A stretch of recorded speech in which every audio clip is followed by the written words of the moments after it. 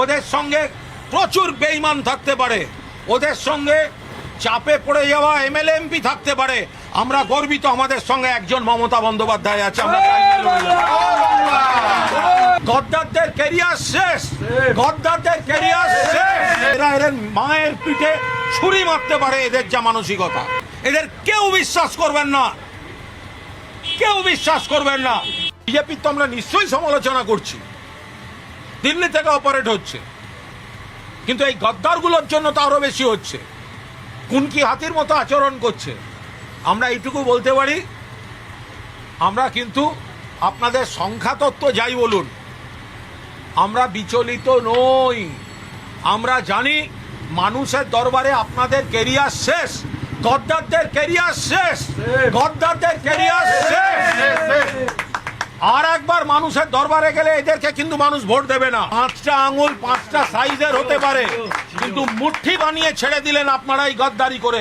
আপনাদের দেওয়া চ্যালেঞ্জ আমরা অ্যাকসেপ্ট করলাম, কারণ আমাদের নেত্রীর নাম মমতা বন্দ্যোপাধ্যায়। মমতা বন্দ্যোপাধ্যায় এই বয়সেও যে পরিমাণ অক্লান্ত পরিশ্রম করেছেন এদের জেতাতে, নিজে বারবার মার খেয়েছেন, কতগুলি লোককে প্রতিষ্ঠা করে দিয়েছেন।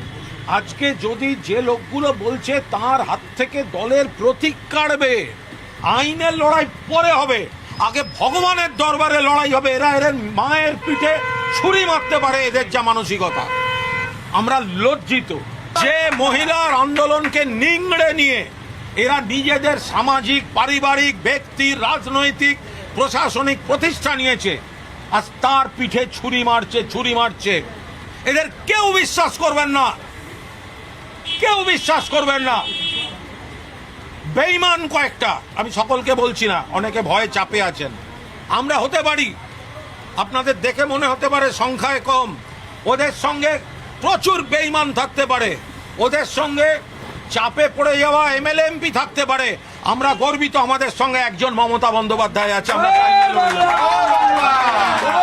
এই ভিডিওতে প্রকাশিত সমস্ত সংবাদ এবং তথ্য বিভিন্ন সূত্রের উপর ভিত্তি করে পরিবেশন করা হয়েছে। আমাদের লক্ষ্য বস্তুনিষ্ঠ সংবাদ প্রচার করা। কোনো ঘটনার দ্বারা কাউকে ব্যক্তিগতভাবে আঘাত করা আমাদের উদ্দেশ্য নয়।